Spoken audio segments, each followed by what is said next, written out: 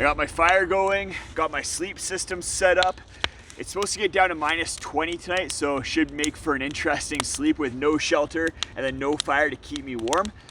It was supposed to not be windy tonight, but this afternoon it's been super windy, just tons of gusts coming in. That's why I built that snow wall there to hopefully protect me a little bit from the wind, but I might need to bolster that before I go to sleep because it's super windy. But fingers crossed that the wind kind of dies down and it's a nice quiet evening. I still have a lot to do before I go to bed. I have to change into my camp clothes, eat dinner. I want to make sure I have a lot of fuel in my body so that the engine's running and keeping me warm over the course of the night. It's going to be a challenge to sleep without the shelter. I think, to be honest, I think it's going to be not really a problem from a warmth and technical standpoint. What I think is going to be weird is just the mental aspect of sleeping outside without a shelter. I feel like that little bit of sil nylon or DCF or sil poly that you get with a tent just adds a little bit of protection from a mental standpoint, where it's going to be weird sleeping out under the stars and not having a little thin piece of material protecting me from the outside.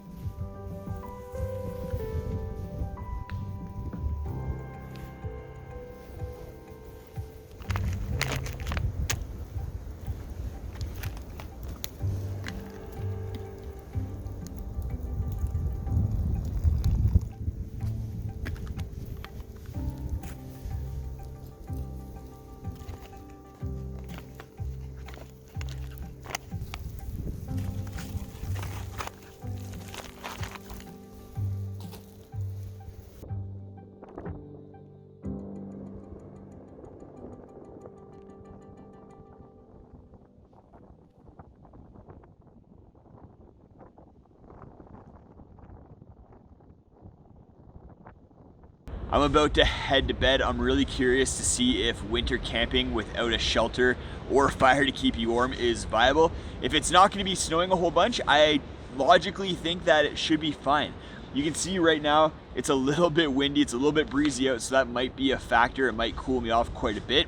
But I've used this sleep system down to -50 degrees Celsius and been really comfortable, slept through the night at those temperatures. So I'm pretty confident, but we'll see. I will touch base with you guys in the morning.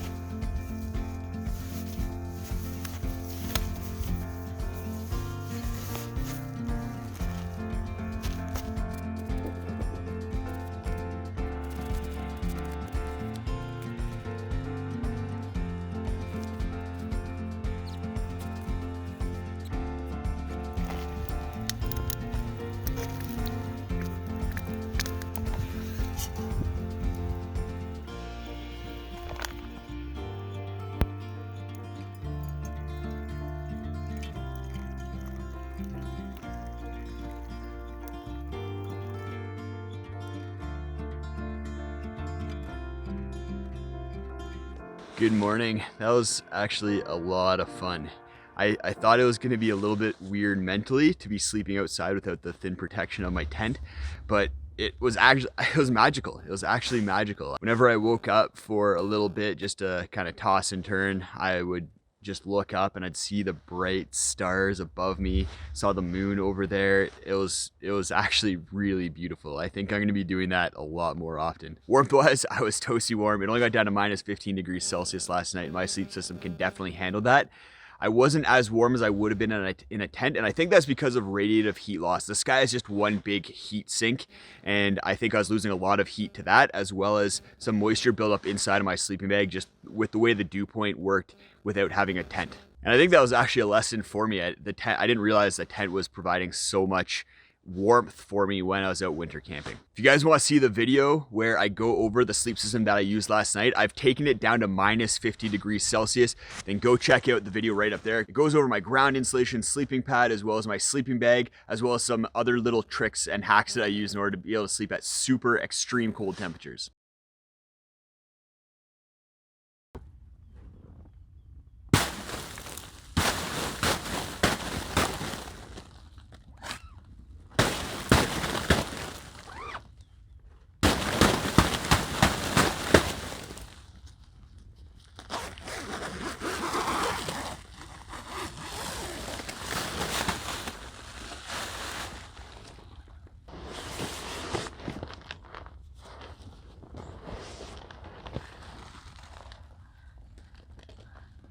What? So I'm in the desert just outside of Phoenix, and I am really outside of my comfort zone. I've done tons of backpacking in the Canadian Rockies. I've been charged by a grizzly bear. I've camped at temperatures down to minus 40, but the desert is scarier than all of those things to me. There's just so many unknowns.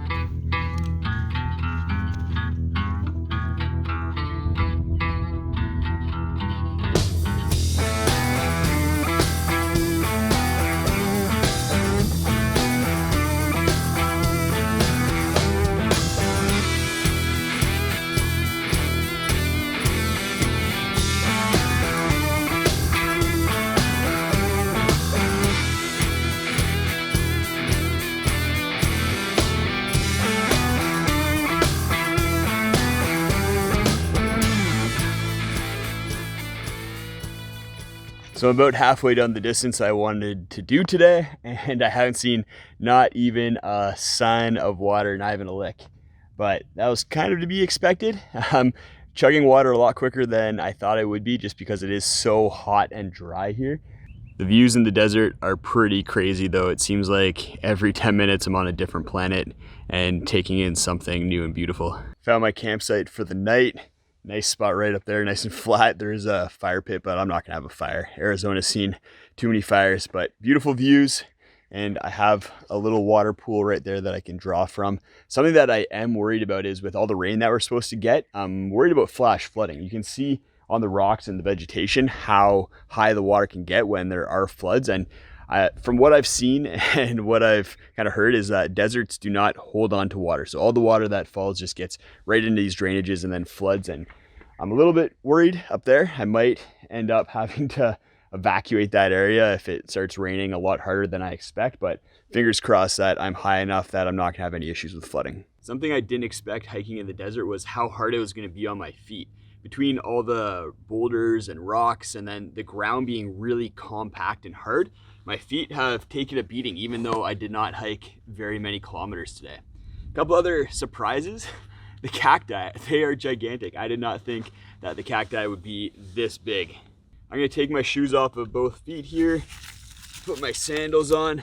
I am kind of on a little bit of a beach here, so that's cool. Then I'm gonna get the rest of my camp set up. I have a pretty warm sleep system because that's something that's crazy about the desert. It goes from boiling hot, I've been sweating my butt off all day, to really cold. It's gonna probably be below freezing every single night on this trip. So I just had a pretty sad realization.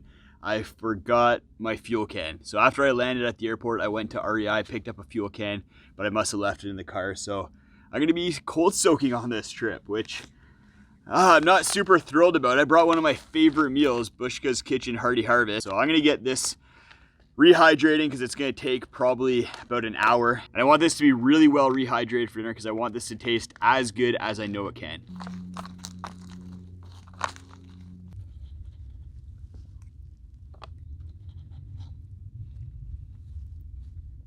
Very good. As good as if I had cooked it. I'm gonna finish up dinner, then head to bed because it's getting cold really quickly. As soon as the sun went down on the other side of the canyon here, it started getting really cold, and hopefully it doesn't get too cold tonight. The other worry for tonight, like I said, is flooding. It's going to be raining a ton based on the forecast, and hopefully that doesn't cause any problems. I've never dealt with rain in the desert before.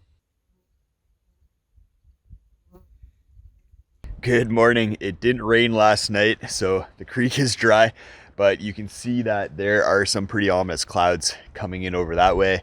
And even north of me, there's a bunch of really ominous clouds as well. So I think I kind of dodged the rain. I'm gonna get packed up really quickly here because the wind's picking up, and I think that storm's gonna blow in really fast.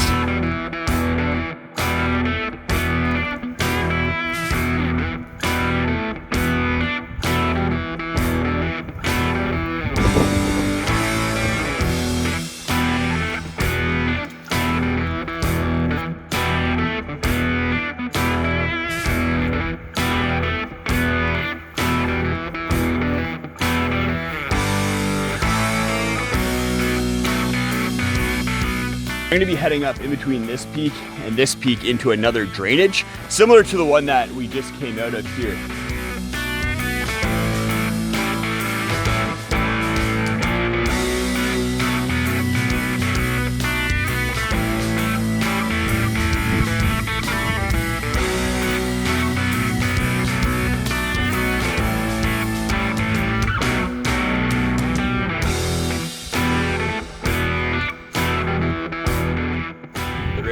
Really coming down now, and it's pretty darn cold, but getting close to the campsite, so I'm gonna get the tent set up and get nice and warm inside.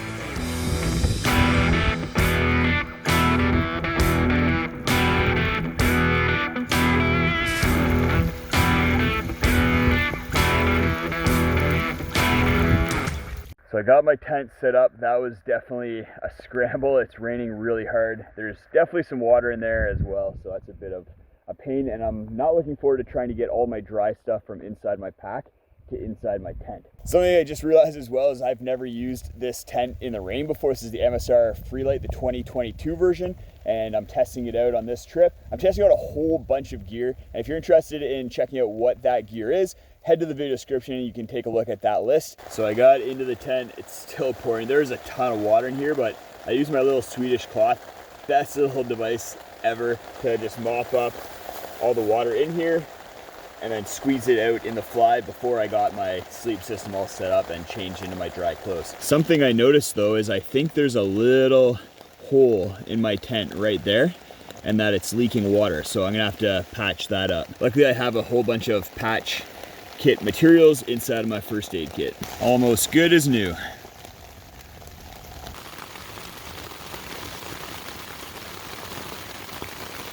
So it just started snowing. You can see the snow collecting on the fly there. Pretty crazy. I left Canada, came down to the desert to escape the snow and have some nice hot weather. And here I am, bunkered down in my tent with it snowing outside.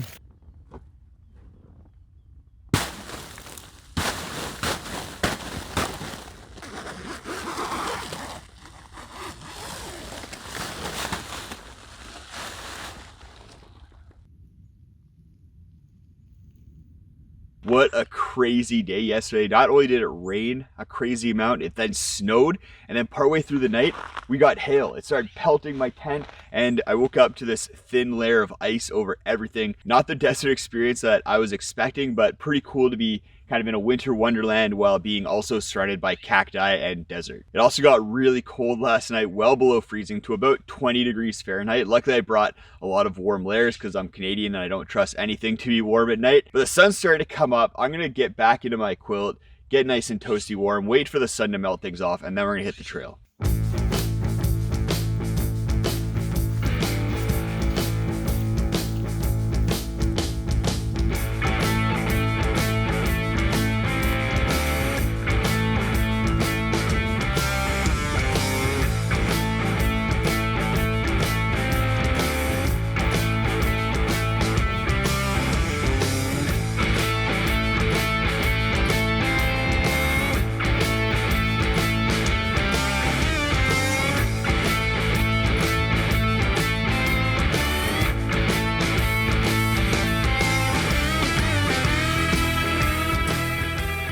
Just made it back to the parking lot. If you guys want to check out all the review videos for the gear that I'm testing on this trip and other trips, then go check out my other channel, Gear Priority, with all the gear reviews that you could ever want. I'm here in the deserts of Arizona to start a 3-day backpacking trip, and it's gonna be wild. There's tons of poisonous animals, the sun is beating down on me, the temperature swings drastically between the daytime and nighttime, and there's minimal water everywhere. But even with all that, I'm looking forward to it. The desert is a beautiful place.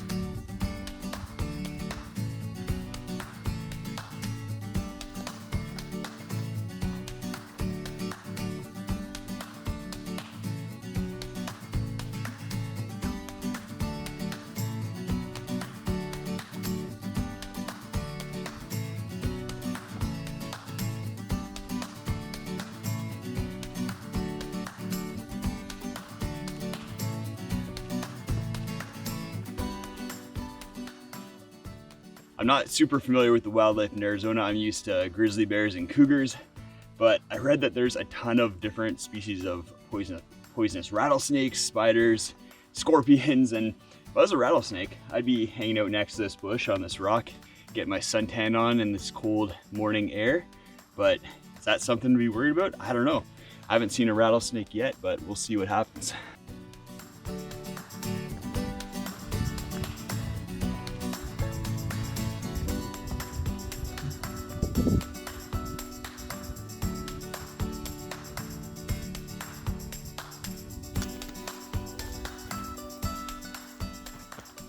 In case you're wondering, that's Weaver's Needle right there. We're gonna be turning off of the main trail and then taking a connector. You kind of scramble up here, and I think I need to just keep going and gain this little ridge. That was a bit of a bushwhack and some scrambling. Pretty crazy. I thought it was gonna be an established trail, but not really. And the thing with bushwhacking in the desert is that everything is prickly and pokey, so I just got stabbed a billion times.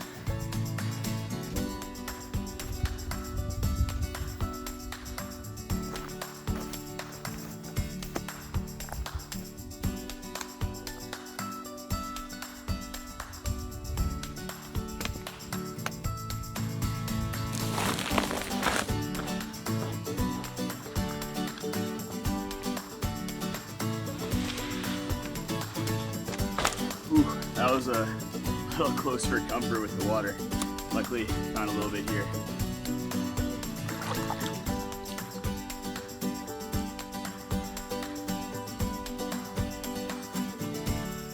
If you're wondering why I'm wearing long sleeve shirt and pants in the desert when it's boiling hot out, there's a few different reasons. The first one being animals. I'm hoping that the long sleeve shirt and pants protect me a little bit from snakes or spiders or scorpions that decide they might want to take a jab at me.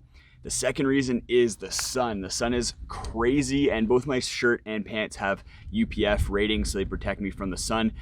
Definitely is better than having to lather myself up in sunscreen. But I still have sunscreen on my nose and face.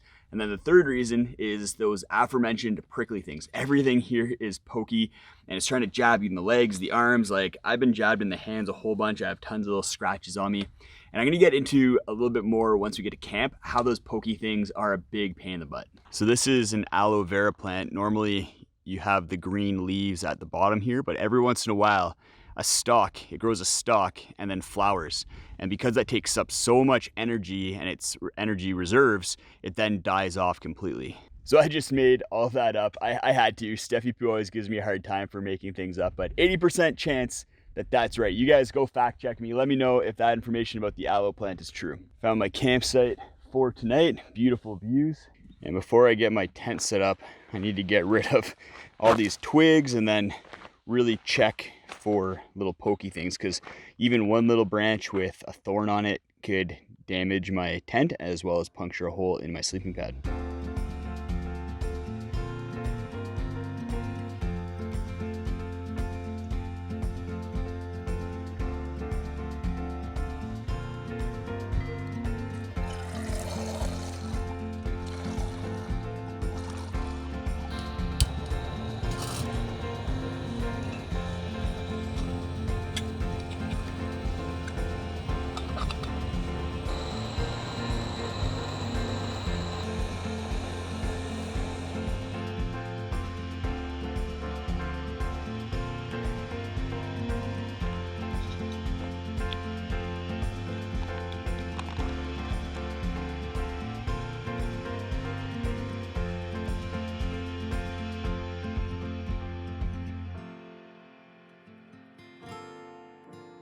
Good morning. Last night was crazy. The forecast for the overnight temps was for about 10 degrees Celsius or 50 degrees Fahrenheit, but it dropped down to minus 10 degrees Celsius or about 15 degrees Fahrenheit. So that's a huge difference. And my sleep system did not have that kind of buffer built into it. So I had a pretty uncomfortable night. Luckily, still got a little bit of sleep, but I'm a little bit worried because for the place that I'm heading to for tonight, the temperature forecast is even lower. With temperatures dropping so low, there's so much condensation on everything as well. The condensation inside the tent actually froze, but I have to spend a lot of time this morning just drying things out before I hit the trail.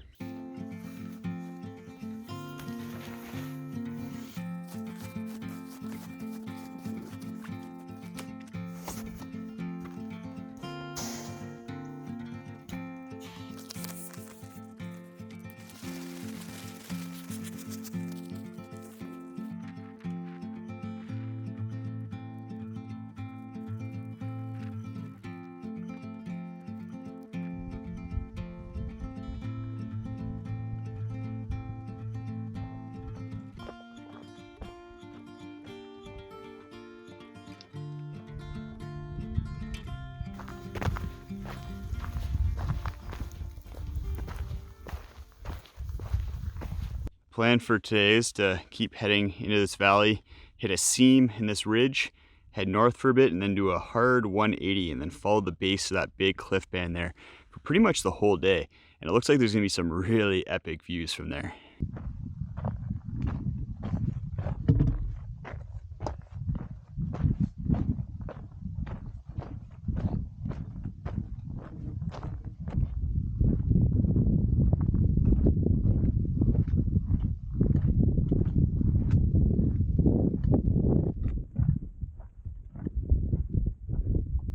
Those views, eh? Good spot for a snack. Found some flowing water on this trip. For water, I've been using two 1 liter smart water bottles in order to carry my clean water. And then I've been carrying dirty water in a Knock 2 liter bag here. And I can attach my Platypus quick draw water filter onto the Knock bag, push water through into my clean smart water bottles. Between this bag and the smart water bottles, I have 4 liters of carrying capacity. Normally I've just been carrying 2 liters of water at a time. Occasionally when I get a little bit anxious about whether there's gonna be water ahead, I'll fill up the 2 liter bladder and then throw that in my bag as well.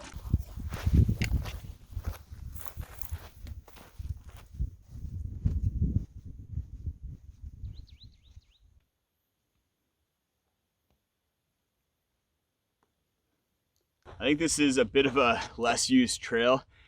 Like everything's growing in a little bit more, and something I didn't realize about the desert is how prickly everything would be. I knew the cacti would be prickly, but like everything, like this shrub right here, prickly, has thorns on it. This little shrub, also prickly. The little things on the ground, also prickly. And I've just been getting beaten up by pokey things. It's pretty brutal.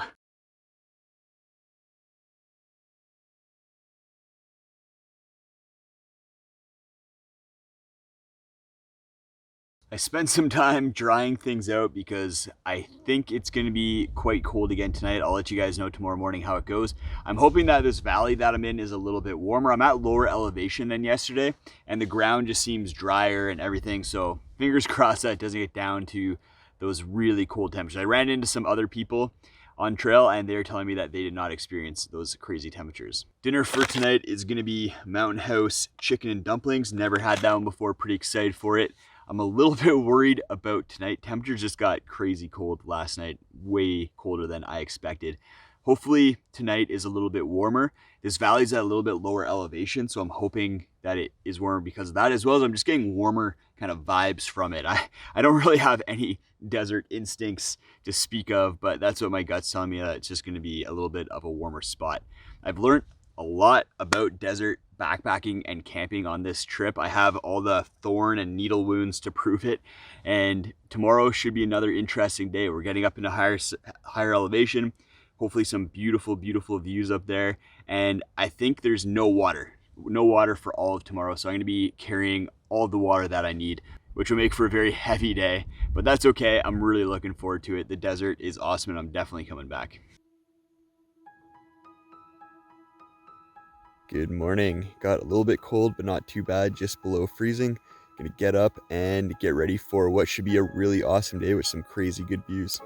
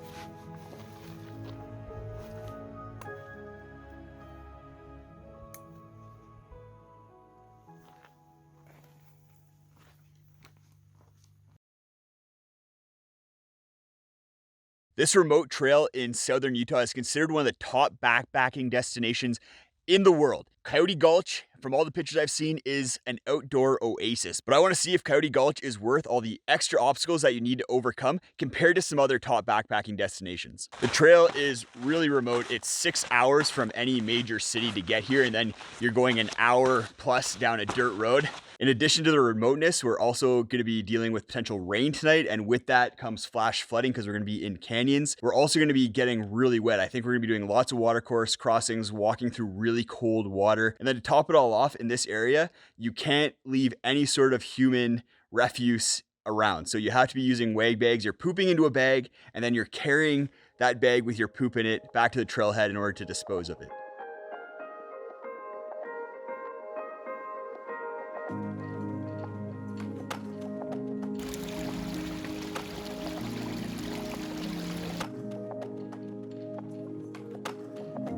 So tonight we're going to be continuing down this canyon to a place called Jacob Hamlin Arch. I'm pretty stoked about it. Apparently it's just this giant rock cathedral that's very epic. Another aspect slash obstacle for this trip is going to be temperature. Even though we're in the desert and temperatures are pretty warm during the day, tonight it's forecasted to get down to freezing or maybe below, and I'm a little bit skeptical on whether my sleep system can handle that. Once we get to camp, I'll share with you my sleep system as well as some of the other gear that I brought with me on this trip.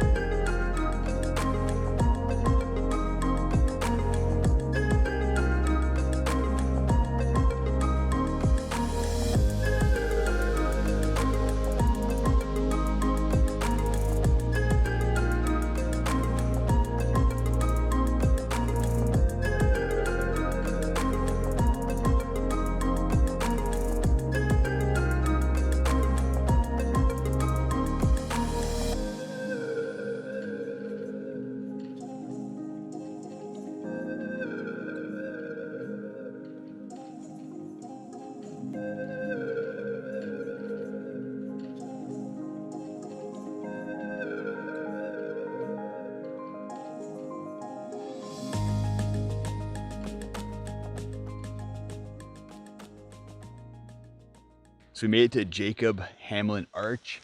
Pretty spectacular. What's really cool is that we're in this cathedral type rock formation, and my tent over there, I'm using the Tiger Wall UL2P on this trip, is in the rain. And then Steven's tent, the Plex Solo, is out of the rain. So there's a line kind of in between our tents where the cavern is protecting us. And we'll kind of try and get a good look at that because it's super cool. So we're set up right over there. There's the arch, and then big cavern over top of us that's protecting us from the rain. With all those water crossings, my feet are soaked. I'm pretty wet from the rain, and that's got me a little bit worried. I'm really hoping that temperatures don't get too low tonight because the sleep system that I have is not super warm. Part of it's pretty warm, but the other part is not. Let's go take a look. So for my pillow, I'm using the Trekology 2.0, pretty standard for me, super comfy pillow. And then I have the Katabatic 22 quilt. This thing I've used before, really warm, nice and toasty. But then the weak point is this sleeping pad. This is the Big Agnes Q-Core Deluxe, and it's supposed to have an R value of 4.2, but the times I've had it out just hasn't kept me warm, and I'm really hoping that it does the job tonight. We'll see. The ground is nice and dry, which should help. It stopped raining, but it's starting to cool off. I'm gonna eat dinner, nothing special today, but tomorrow I have something that I made up and could be really delicious or terrible. I'll share that with you, as well as some of the cook system that I brought with me when we get to the next campsite, which should be epic. I was chatting with someone as they walked by our campsite, and they said everything from here for the rest of the trail is gonna be pretty epic, with waterfalls and caves and more arches. So really looking forward to tomorrow and the next day. Good morning. I slept really well last night. Did not wake up until it started getting a little bit colder, and then I woke up just a little bit and then went back to sleep. I could feel the cold coming up through the sleeping pad. So as it started approaching zero, that's when the sleeping pad really started to not keep me warm as much as I'd like it to. So it's that time in the morning, things have started to get moving, and I'm gonna have to go poop into this bag, because on this trail you need to carry all of your poop, toilet paper, everything out with you. One of the unfortunate things with the WAG bag, other than the fact that you're pooping into a bag, is that normally as you eat the food in your food bag, the weight in your pack decreases, but when you're having to carry out your own poop, that's just not the case. So we're all packed up, ready to go. By all accounts, everything from here on is gonna be pretty epic. Like I mentioned yesterday, waterfalls, arches, caves, caverns. Really excited to explore and hoping to find a really cool campsite for tonight. The Jacob Hamlin spot was really cool. I think we're gonna be walking through a lot of water today, and both Stephen and my feet are already a little bit cold because our shoes and socks were wet from yesterday. So hopefully that doesn't lead to any issues. I'm also getting little whiffs of poop every once in a while coming from my pack. I'm not sure if that's like phantom poop smell. You guys let me know in the comments if that is a real thing, if it's all in my mind, or if I just didn't seal my Ziploc bag well enough.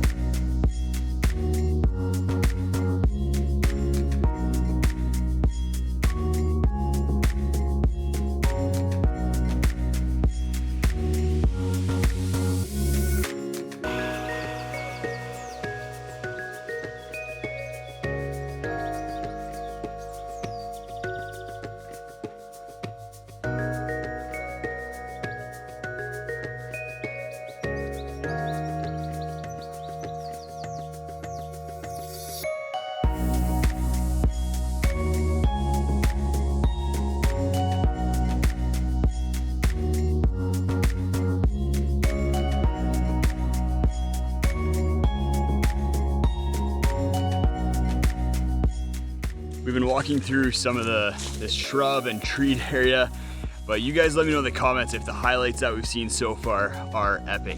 And a little bit further, we're gonna be hitting our campsite, and we just passed some people who told us that they stayed there last night and it was the most epic campsite they've ever stayed at. So we have some pretty high hopes for it.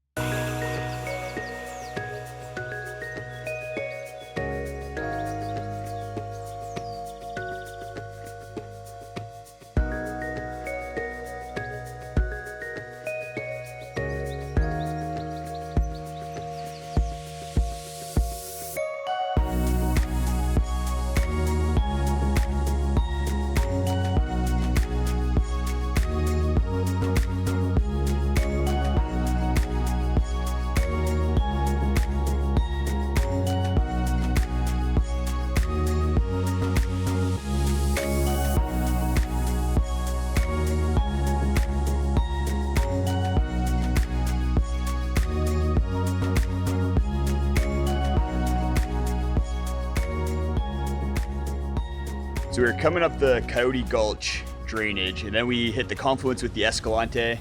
The Escalante is a much bigger river and it's deep. And we've kind of hit the wall right here where we're gonna have to cross the river, and it's looking pretty deep. We're not sure how deep, we're not sure how soft the mud is underneath, and in order to decide whether we should try it or not, we're gonna flip a coin. Tails we stay? Heads we go, tails we stay. Oh. So in case you guys miss it, that was heads. So that was heads we go. So Steven's gonna do a test run, see how deep it is. Not bad at all, not bad at all.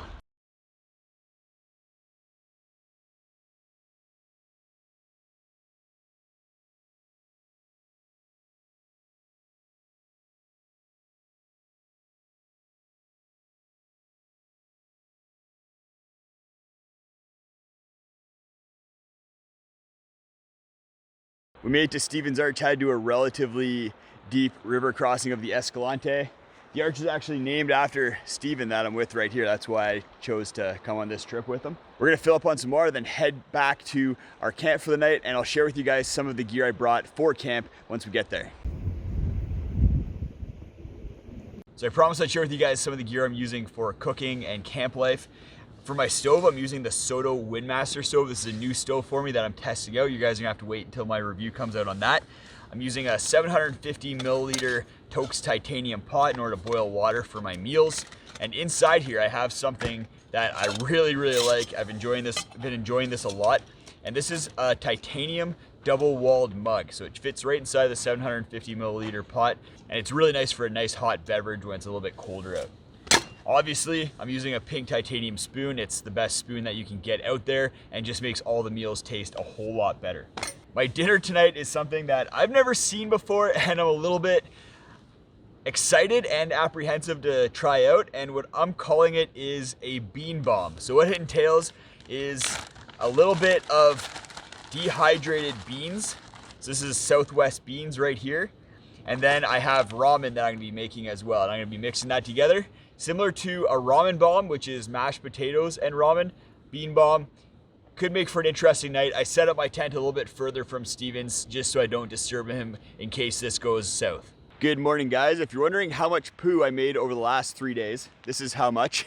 Good thing we're not here for another couple days, otherwise I'd be filling up that freezer bag. Steve and I, we're just getting packed up. We're gonna head back down the trail to the car. If you guys are interested in my other favorite backpacking trips ever, go check out this playlist. I'm gonna keep it updated with my top 5 to 10 favorite trips. That's gonna include things like Tour du Mont Blanc once I get out there, West Coast Trail, and a whole bunch of other awesome epic trips. If you've seen the movie 127 Hours, that's similar to the place that we're headed right now. Really narrow slot canyon, so if you're into tight spaces, pooping into bags, and no water, then this trip is for you. We're heading multiple miles down the trail in order to get to the slot canyons, and because there's no water, we're having to carry 6 liters of water. So each of us have a 1 gallon jug in our packs that we're carrying right now, and our packs are heavy. My pack's 40 pounds, and Steven's packs here is a little bit lighter at 34 pounds.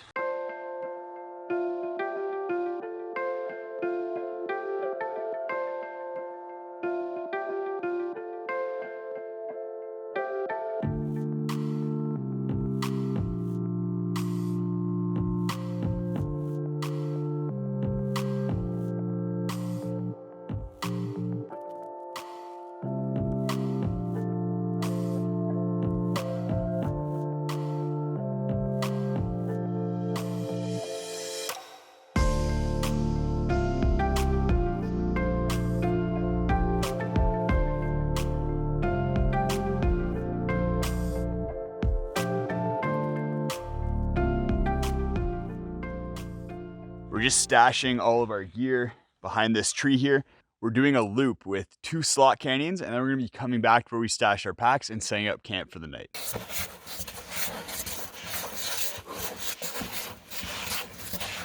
It's a good thing I had a good poop this morning.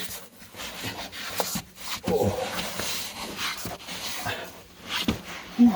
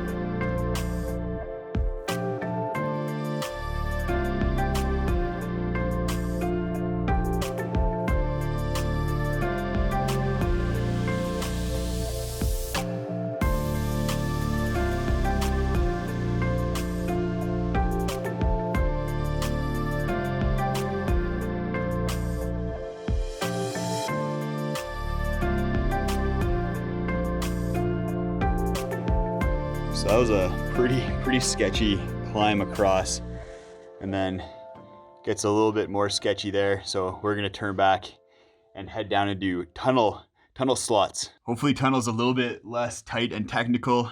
We're both a little rusty with our rock climbing. So if you are gonna come to Zebra Slot Canyon, I think it's really important that you're fit and even have a little bit of rock climbing experience.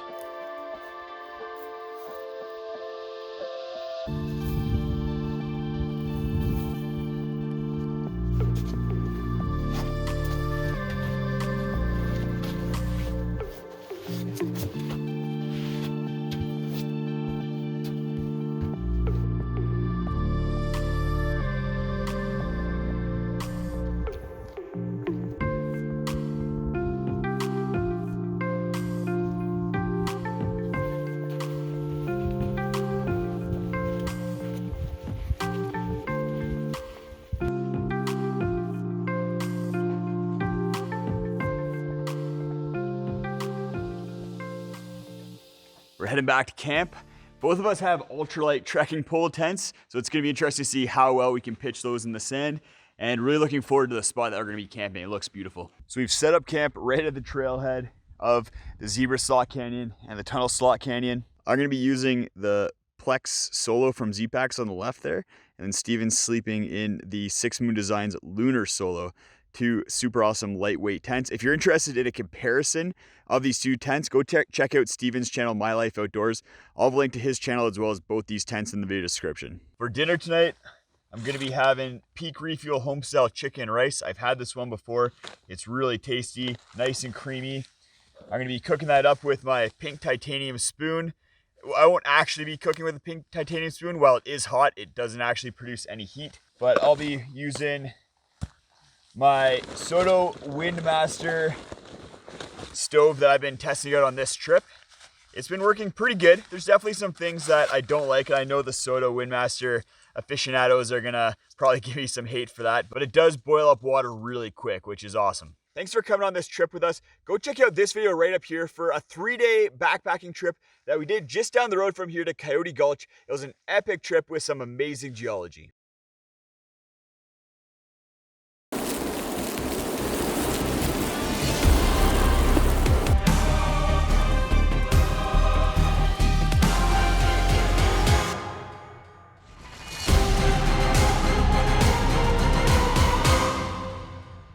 Good morning, just waking up after night 2 on the West Coast Trail over a 5-day trip.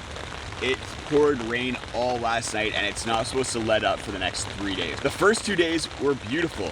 I got on the ferry at Gordon River, went across the river and started off at the very first ladder of the trip. There's a ton of ladders on the West Coast Trail. You use them to get up and down through valleys and dips in the trail. They can be a lot of fun, but are also very scary. There's a lot of infrastructure on the West Coast Trail because the terrain is so crazy to navigate. Over those first 2 days, I also got to cross this crazy bridge that almost made me pee my pants. The West Coast Trail is 75 kilometers long, and the beginning of the trail is known for being super muddy and wet. The trail alternates between going through a very lush rainforest here on Vancouver Island, and then going down to the ocean and walking along the ocean. When you're in the forest, there's a lot of mud, it's very wet, you're having to skip and jump between logs and roots in order to dance your way along the trail. I personally really enjoy these muddy sections because I kind of feel like a ninja as I'm going along them, but it's also really nice to get down to the beach and do some of the oceanside walking. On day 1 and 2, you experience some very beautiful ocean landscapes as you're walking along the beach. There's the Owen Caves, which are just phenomenal, one of the crown jewels of the West Coast Trail, and I got to experience them at the perfect tide level. And you have to time your walks on the ocean well so that you're walking on the rock tidal shelves and not in the ocean. And there's also some beautiful beach walking. I got to walk along some gigantic beaches, see some really cool rock formations, and generally feel like I was on a beach vacation while out on the West Coast Trail. Those first 2 days were amazing. I was super happy to experience them in the sun, but now we're in for the grueling part of the trip with 3 days of rain.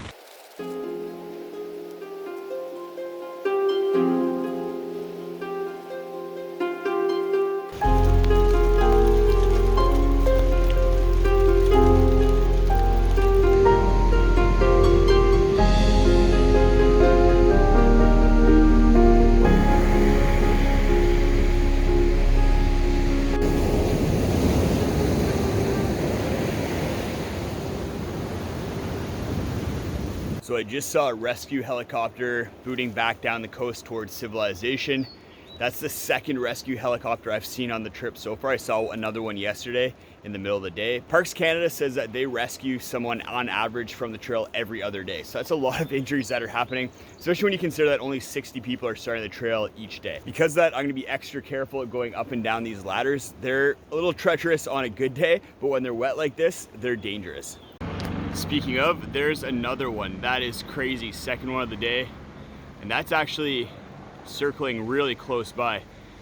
Hopefully everyone's okay. For this trip, rain gear is super important, and I put a lot of thought into it. I ended up picking up the Enlightened Equipment Visp jacket. I also wanted to get the pants, but they were out of stock, so I'm wearing the Outdoor Research Helium pants.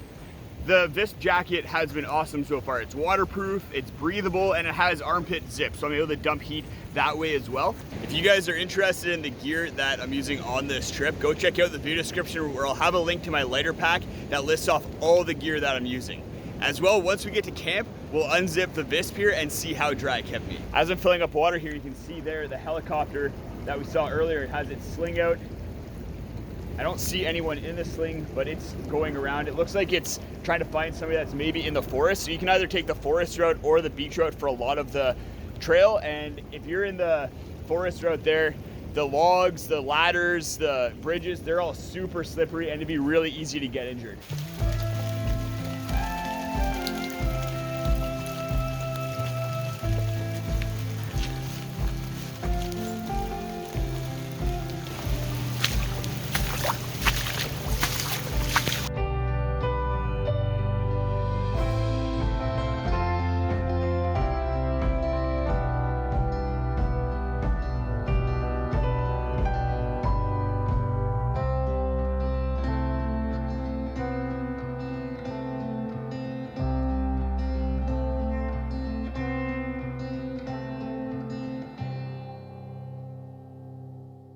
The rain right now is insane. I don't know if I've been in rain this strong ever before, so I'm definitely gonna be careful heading down these ladders as we get down to the beach. I'm really happy to be back on the beach. It's pretty treacherous in the forest there. Like I said, all those roots and bridges, and then that spot was following like a bluff or a cliff. So there's spots where I was trying to jump across a slippery route, and if I slipped, I'm falling off the cliff into the ocean. Pretty sketchy. Luckily, most of the rest of the day is on the beach, so hopefully that keeps me a little bit safer. It's more exposed to the rain, but I'm willing to take that trade-off.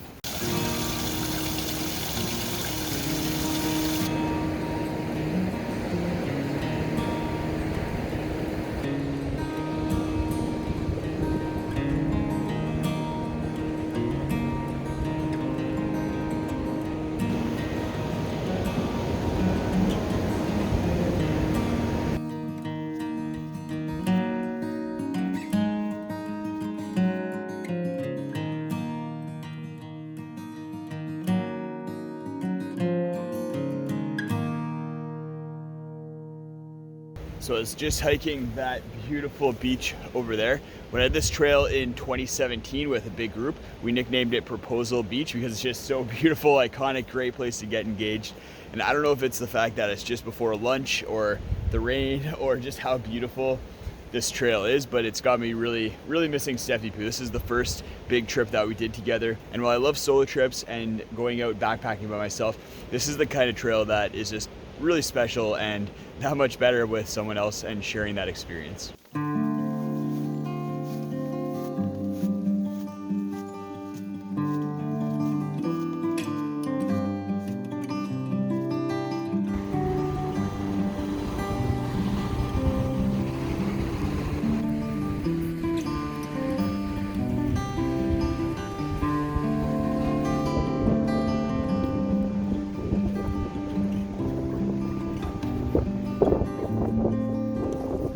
Still raining. It's supposed to rain pretty much continuously for the next 36 hours.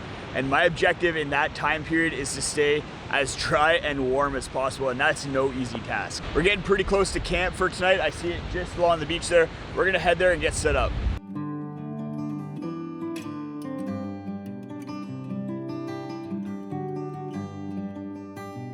So just had dinner inside a cave with a school group that was camping here. I'm about to head into the tent and hunker down for the rest of the night. I took down the tarp because it got really windy and the tarp was starting to blow away, so we'll just be dealing with the tent. One of the hardest things with getting into the tent when it's raining is you don't want to be bringing all of your wet gear in the tent with you. So I had to change out of my wet rain gear inside the vestibule, leave it all outside there so I wasn't bringing water inside the tent. My clothing underneath the rain gear was in pretty good shape. I promise to let you know how my shirt was, and it's pretty much dry. The Visp rain jacket did a very good job of protecting me from the rain, and it is definitely raining. It's also super windy. The wind is just coming right off the ocean and pummeling the shoreline, and there's not really a lot of protection here. Tomorrow we're expecting more rain, and whenever you're dealing with multiple days of rain, it makes it exponentially harder to keep your gear dry and stay warm and safe. So tomorrow's gonna be interesting, and we'll see what happens.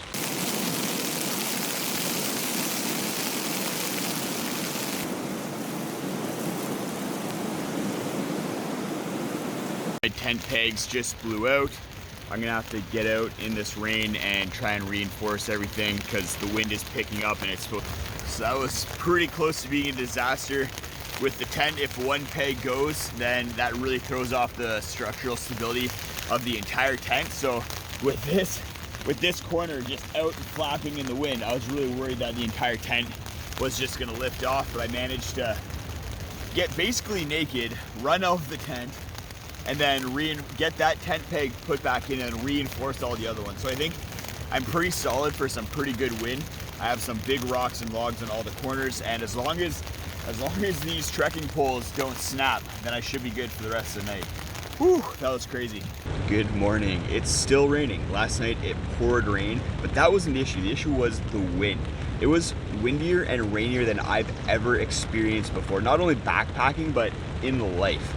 There's times where this pole was bending, the entire tent felt like it was gonna come down, but luckily all the reinforcements I did at the stakeout points kept the tent up, and I survived the night. It's supposed to continue raining all day again today. I'm hoping that the next camp has a bit more shelter at it, because I'd like to be able to keep my tarp set up and kind of be in a more protected area. This outhouse might have the nicest view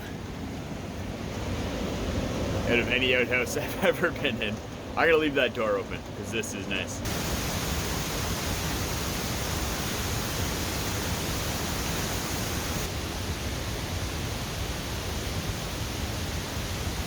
All packed up, ready to hit the trail. It's gonna be interesting to see how wet the trail is and then how slippery those ladders are. We started off the bat with some of the most intense ladders of the entire trip.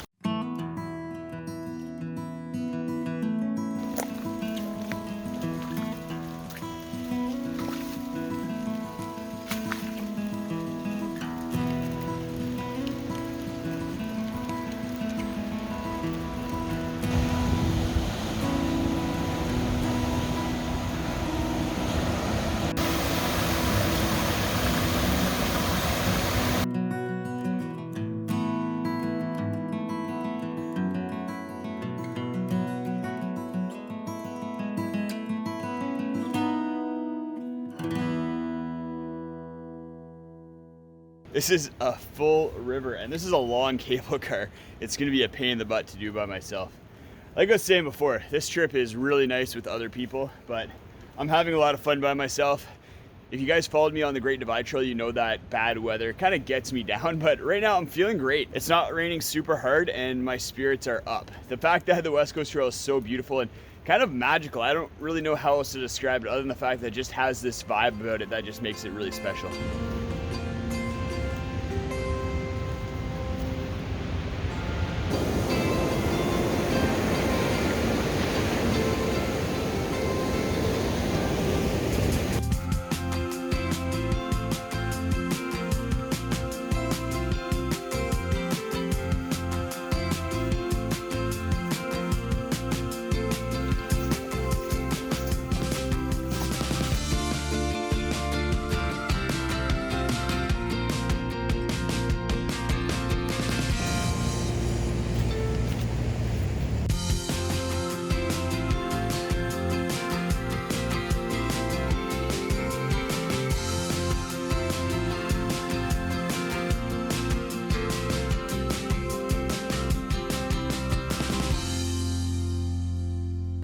we've made it to camp. This is the Darling River campground.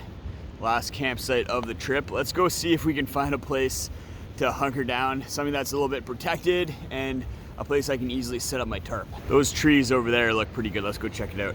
Oh yeah, I think this will do. I'll set my tent up over there and then have the tarp sheltering me over here and then have a little hangout area, and it's pretty protected from the wind as well.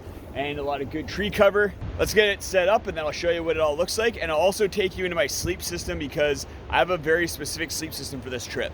Got the X-Mid tent just kind of tucked away in the corner there. Then have this nice living area underneath here with my hammock gear tarp on top. Both the tarp and the tent are made with sill poly, so they absorb very little water relative to sill nylon, and that was a purposeful decision for this trip. And right now, even though they got drenched yesterday, they're drying off very quickly with this little bit of wind. And then I have this corner of the tarp down a little bit because that's where the wind is coming from, right off the ocean. So it's providing a little bit of a windbreak for when I set up my chair and cook a little kitchen in here. So here we have my sleep system. I have the 2022 version of the Nemo tensor with an R value of 4.2. And then I'm using the Trekology 2.0 pillow with the pad strap on there. And then my quilt is the Katabatic Flex 22 quilt. So this has hydrophobic down in it, which makes it perform a lot better in wet and humid conditions. The down is just able to keep its loft a little bit longer. Something I was a little bit worried about this last leg of the trip was that this river, Darling River, is prone to flash flooding. And with all the rain we had, I thought that maybe it would be a lot deeper and a lot quicker. Right now, it's not too bad, easily crossable, but hopefully we don't get a ton of rain tonight. And then that makes this river uncrossable tomorrow morning.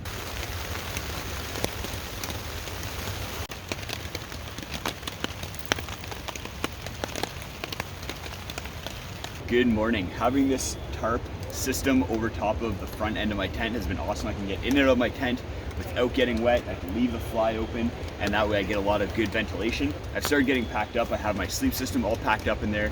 I've eaten some breakfast, some beautiful breakfast underneath the tarp, looking out over the ocean. It's been amazing. And I think I nailed the gear for this trip. A lot of rain happened on me. It was a little bit tough at times, but we made it through. I'm gonna go check out what the river levels are of Darling River, make sure I can cross it. Then we're gonna finish off the trail. If you wanna go check out my dedicated gear list for this video, go look at it right up there. It goes over everything that I brought with me and why.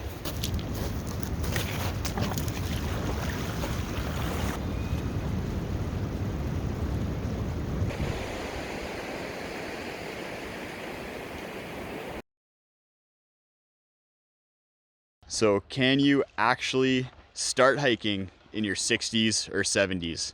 We're gonna find out. All right. So Steph and I are starting a 3-day backpacking trip with both of our parents, and it's my parents' first time ever backpacking. Can you guys guess which set of parents is mine?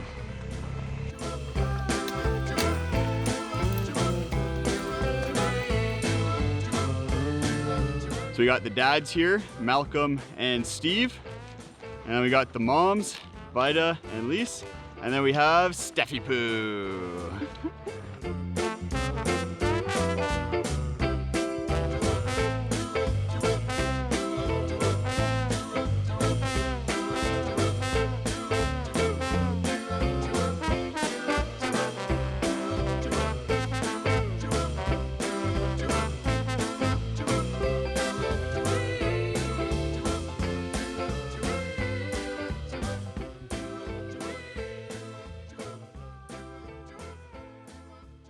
Taking a little boomer break. The bugs are really bad. That's why Steph's all bundled up, but I have something to deal with the bugs once we get to the campsite. So I'm with my mom here, and for the people at home, how old are you? 66 and 3/4. It's not getting up there in the late 60s. Yeah. And this is my mom's first backpacking trip. What were you most nervous about going into the trip? I was most nervous about carrying a heavier pack because we've done day trips with lighter packs, but carrying a 20-pound, which to a lot of people wouldn't seem heavy, but it is for me, and I've got a hip problem, so I was kind of worried about that, and then holding everybody back. That was what I was nervous about. Yeah, and that's I think I hear that a lot from a lot of people, those exact same kind of worries, and that's why we tried to give my mom a little bit of a lighter pack and then try to get a little bit of a shorter trip. And you trained a lot too for this trip, you and Dad, so yeah. I think you guys are gonna be just fine.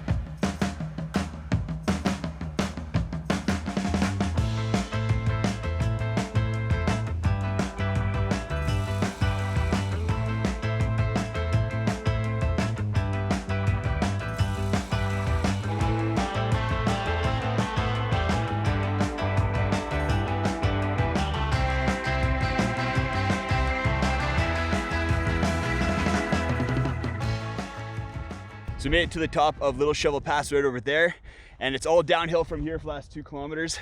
The old timers are doing pretty good. Some aches and pains, but that's to be expected. Steph and I are carrying some surprises for them for at camp, and hopefully that alleviates some of the pain.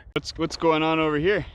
Oh, nothing. Big plan tomorrow. Taking some ibuprofen. No, we have a plan. We have a plan for the steep part tomorrow. Okay. You're gonna run up to the top, put down your pack, come back down, get my pack, carry it up, come back down, and get Lisa's pack. Yeah. And then what about Steph? Oh no, she can. She can do it. She's Okay. young. She's young. Deal. We'll do it. Okay. And then we'll be happy. Boomer is always trying to get the millennials to do everything for him. The views are beautiful. My parents are definitely lucking out. Skyline's one of the most beautiful hikes in Canada, if not the world. It's a crown jewel of the Canadian Rockies. And this is what they're getting to do for their very first hike. Tomorrow's even more spectacular. Day 2 out of the 3-day trip is gonna be phenomenal, and then day 3 is not too shabby as well.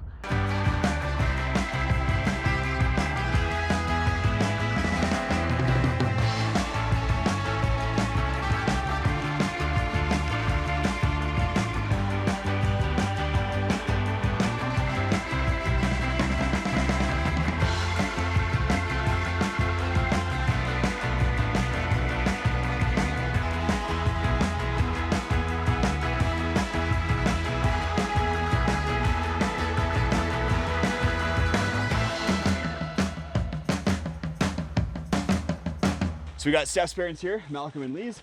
Malcolm's the oldest one of our group. Malcolm, how's your day?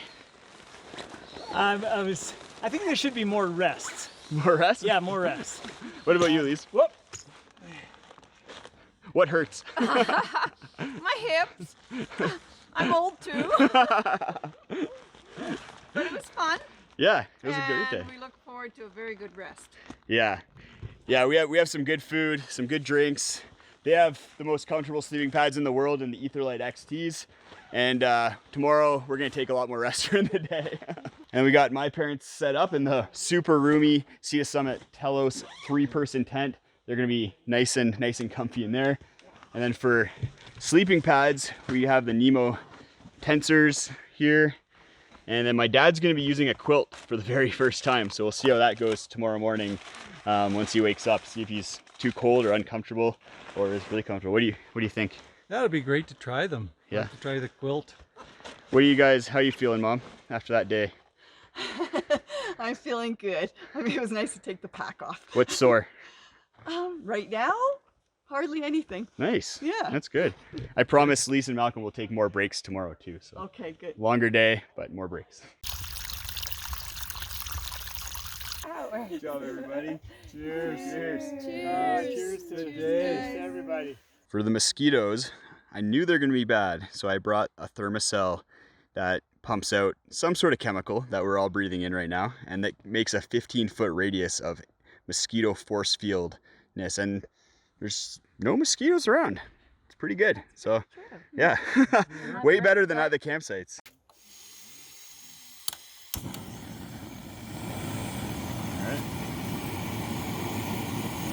Cranker, jet boil. See how this goes. Dinner, I brought my parents ramen bombs. If you don't know what a ramen bomb is, it is ramen noodles and then dried mashed potatoes. You boil up the noodles and then mix in the potatoes, and then you get a ramen bomb and Glycemic shock. Glycemic Sounds overload. yummy. How do you feel about that, Dad? That sounds yummy. I can't wait to try it. Gourmet dining. So we figured something out today. Both my mom and Steph they're campers. They're not hikers. This is their favorite part, having a glass of wine, some food. We're about the destination, not the journey. Raise your arm if you're a camper, not a hiker. Yeah, all right. Yeah. No hesitation. First day backpacking, first ramen bombs. Yeah, That's really tasty. it is. Good spices. It's Ooh, like yeah. eating at a Diamond Star Michelin restaurant. Or not. Or not. The key is Mi Goreng ramen. That's the key. It comes with a whole bunch of different packets and flavors. Very good. That was a good dinner. Head into bed. See you tomorrow. Good morning. Just gonna check in with how everyone slept last night. We got my parents here packing up. How'd you guys sleep last night? Slept great. It was nice and warm and comfortable. How about you, Dad? I slept great too. First time using a quilt. Any nuances to it that you're still figuring out? Just how to secure the upper half. Yeah, getting all the straps in and stuff, so it's nice and tight. Yeah. Yeah, I bet tonight you'll be fine. We'll check in tomorrow morning and see how it went. And we got Lise and Malcolm here. How'd you guys sleep last night? Took a long time to get to sleep, and then I slept like a log. And this is your first trip of the year, right, guys? Yeah, it is. Nice. How'd you sleep last night, Steph? So well. Super well. My sleep system is really comfortable. Steph slept on the Ecolite XT last night too, the size large version, and I don't think I've seen her smile like that. She was smiling like a Cheshire cat as she was sleeping.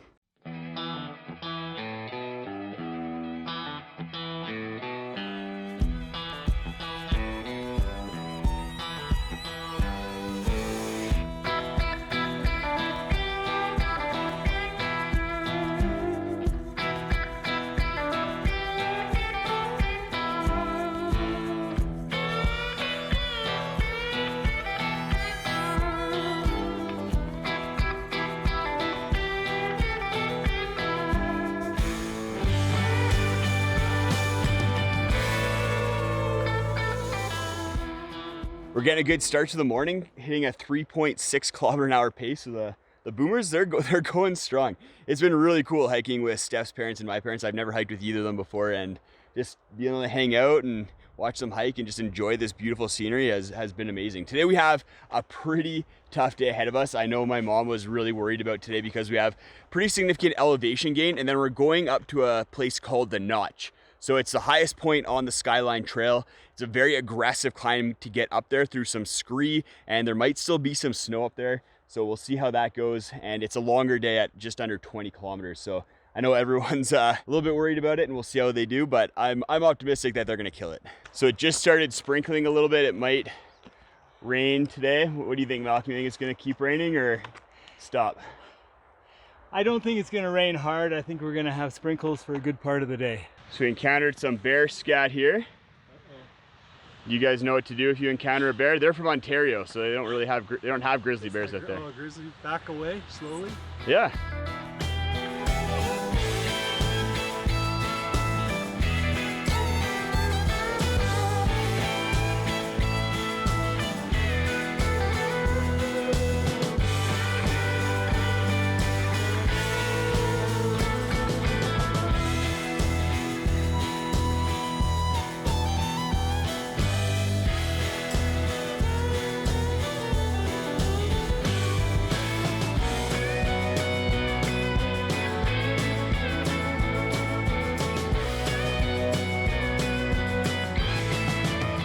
Made it up to Big Shovel Pass, done good portion of elevation for the day. How are the boomers doing? Thumbs up if you're doing good, thumbs down if you're doing bad.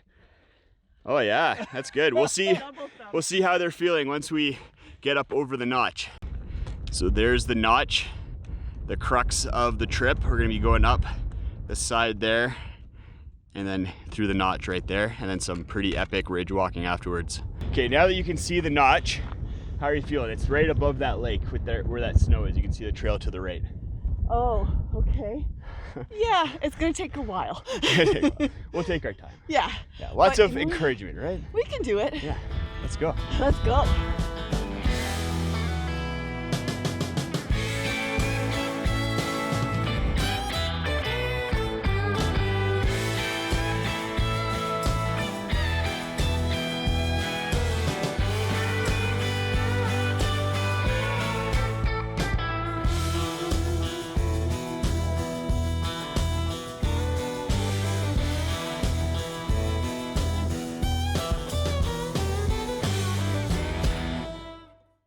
So we just had a little lunch. We're heading up to the Notch, and there's a couple reasons why the Notch is such a hard kind of part of the trail and why I'm a little bit worried about it. First of all, it's just really steep. So this is a lot steeper and a lot longer than it looks. And then you can see that snow at the top there. There's some people traversing the snow. That snow is gonna be starting to melt, get really slippery. And then right at the top, right here, it's really steep, and then there's snow right there. So I'm a little bit worried about that. I've told everyone to just take their time and we'll get through it, but yeah, a little nervous.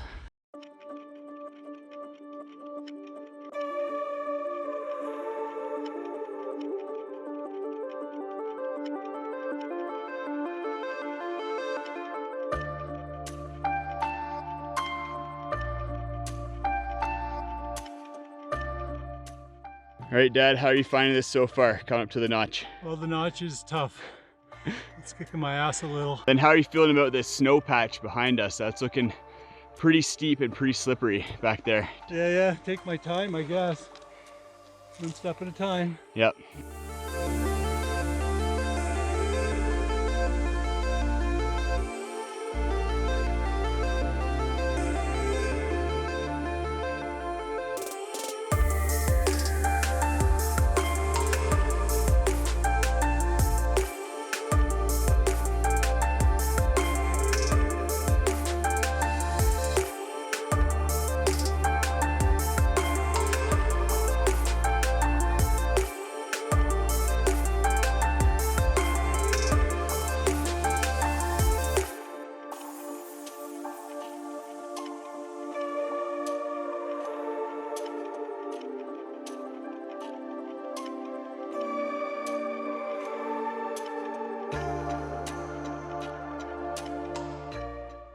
So you made it up the notch. How does that feel, Mom? Feels great. It wasn't as daunting as I thought. I think it's more mind over matter. I prepared myself and it was great. Nice, good job. High five.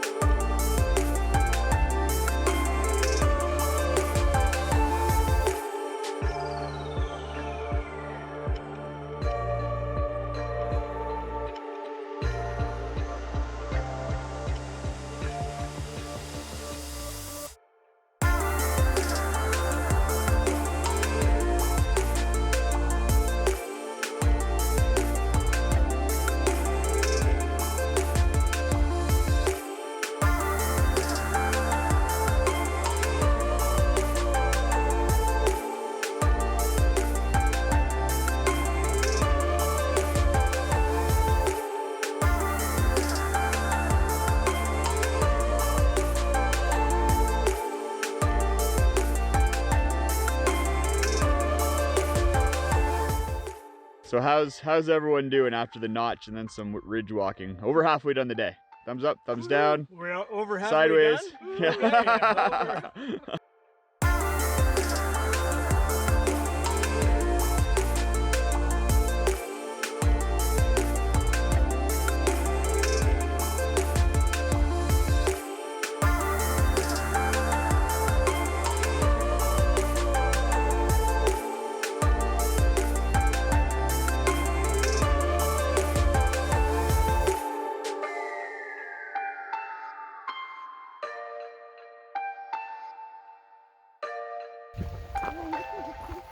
Hey, buddy.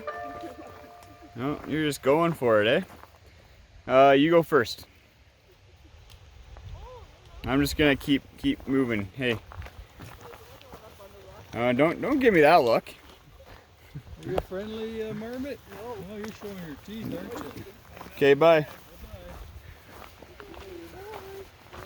What about you, marmot? Oh, you got a little baby with you. Little baby marmot. That's cute. Here, we'll give you lots of room here.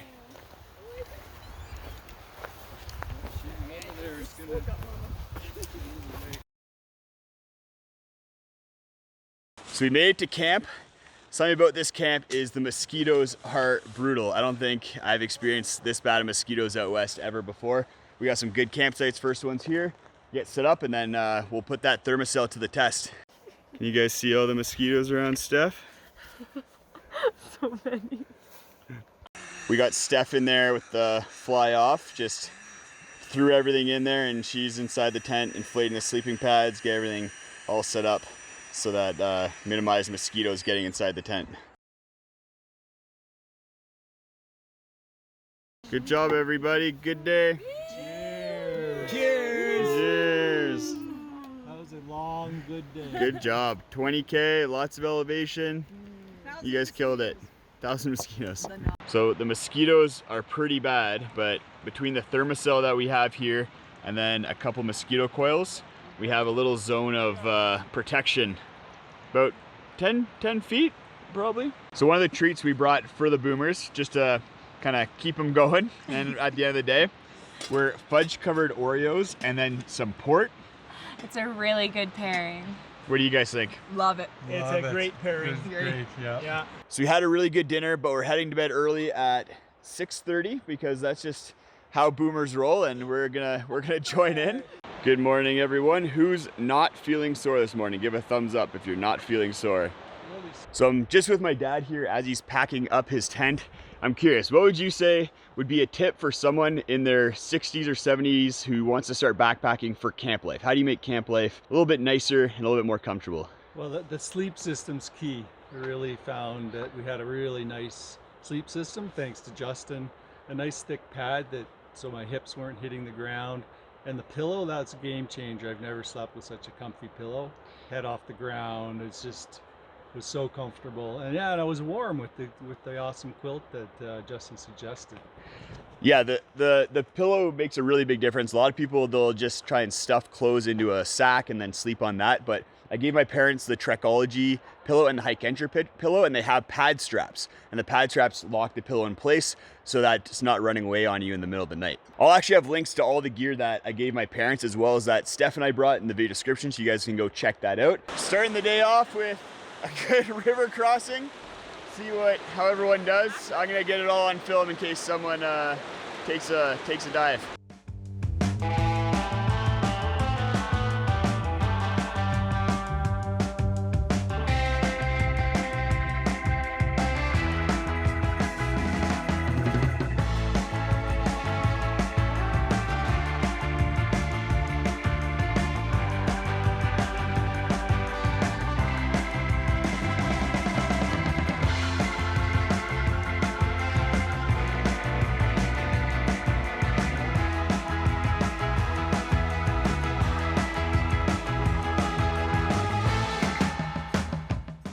The trail today is mostly downhill, which is going to be nice because I think everyone's feeling the last couple of days a little bit. The Skyline Trail is not an easy trail, but I've been super impressed with how well Steph and my parents have been doing. They've just been crushing it. We're actually passing groups on the trail, like young groups, people in their 20s, 30s, and we're just blowing by them. We were the first people at the campsite last night, so super proud of them. It's been an awesome trip.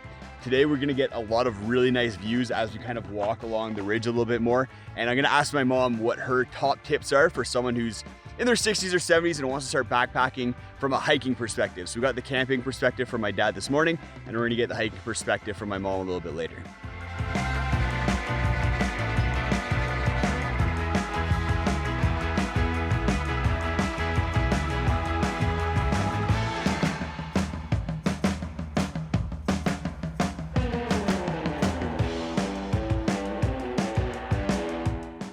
So we made it back up into the Alpine, super beautiful up here, getting really nice views of the mountains across the valley here.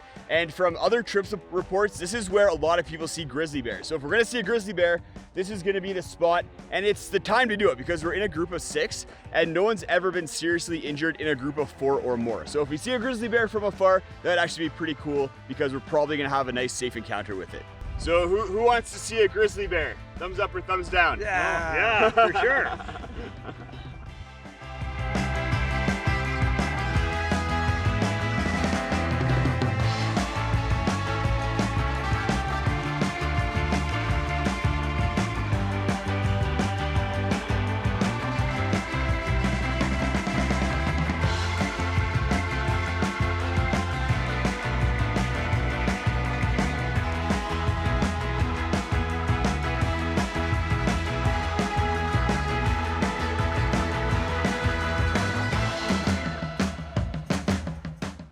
So we're getting through the last bit of the last day, and I have to say my parents are surprising me with how well they're doing on this hike. I thought they're gonna be a little bit slower, a little bit in more pain throughout the days, but they're killing it. So Mom, what tips do you have for anyone who's in their 60s or 70s and wants to get into backpacking and be comfortable and kind of pain-free out on trail? I think there's 3 things I would do. First one is the preparation. So training, go out and do a bunch of hikes.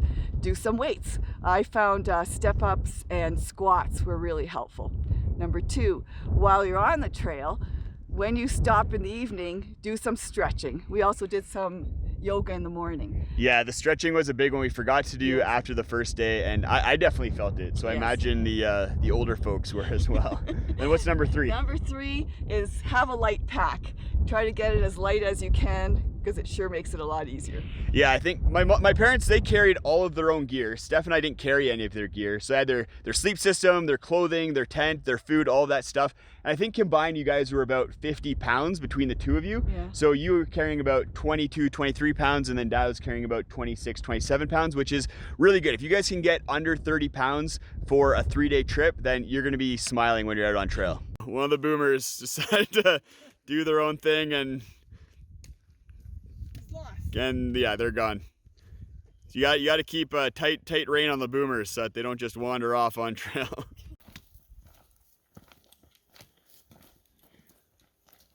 We made it down to the logging road. We got 6 kilometers down here until we hit the car. This trip was amazing. It was really cool to be able to experience it with both Steph's parents as well as my parents. I love my parents a lot, and being able to experience their first backpacking trip with them was really special. I'm very thankful that I got to do that, especially in one of the most beautiful places, not only in Canada, but probably on Earth. The Skyline is a great trail, and it was cool to see my parents kind of push themselves physically as well as step out of their comfort zone. My dad and my mom are loving it. They're definitely going to be backpacking again. My dad's already talking about doing the Great Divide Trail and a bunch of solo trips, asking me for gear tips. So that's really cool to see. And yeah, I'm just very grateful and very thankful that I got to have this experience, because I think it's really rare and really cool. We made it! High five! Good job, boomers. I think we determined that boomers can hike. If you guys want to drop your pack weight and make life a little bit easier on yourself when you're backpacking, go check out this video right up there. I go over my ultralight gear list. All of the items won't be for everyone, but it gives you a good idea of where you can drop weight in your backpack. I'm about to try something that I've never tried before, and that's climbing up to one of these mountains in the Canadian Rockies and camping overnight. But it's turning out that it might be a very dangerous endeavor. I'm a little bit worried because it's only September 19th, but it's already starting to snow up there. The temperatures in the middle of the afternoon right now are just above freezing, and it's only gonna get colder, and it's supposed to continue to rain and probably snow up there for the rest of the day. We've made it up the first little bit of elevation here. You can see the highway down there and then my little Subaru. These are some of those dangerous conditions that you can go hiking and backpacking in. I find that it's way scarier to go when it's raining and around freezing than when it's minus 20, minus 30 degrees Celsius. And that's because you have the double danger of everything being wet, but then also it being really cold out. And when those two things combine, that's when you get into dangerous situations. And that's on top of all the difficulties of camping on top of a mountain, even if it's good weather.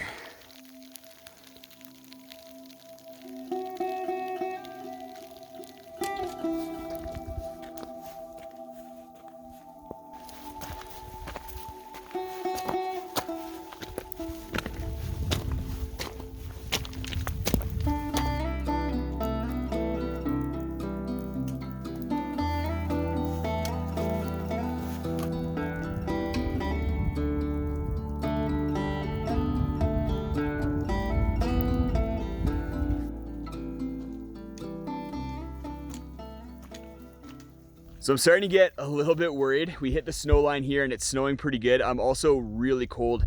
I was sweating a ton coming up the mountain because it's basically straight up, and I'm wet because of the rain, and that was one of the big things I was worried about, getting wet, getting cold, and then not being able to warm up. So hopefully we can get to the top where we're gonna be camping and then get set up, get changed into some dry clothes and warm up a little bit. So as I get to the top of the mountain here and start looking for a campsite, there's a few things that I need to be considering. One of them is that I'm in the Canadian Rockies on top of a mountain, so everything is really rocky. There's not a lot of soil up here, and I did bring a trekking pole tent, so that's gonna be tough, trying to get some stakes into the ground. The other thing is that the wind is starting to pick up. It's coming from the north, and I wanna make sure that I'm finding a spot that's sheltered. On top of these mountains, it's really exposed, but I wanna have some sort of tree cover or a rock outcropping in order to break the wind so I'm not freezing cold later tonight, because I think the wind's gonna be pummeling this mountain, and if I'm exposed to that, then I'm gonna get really cold real quick.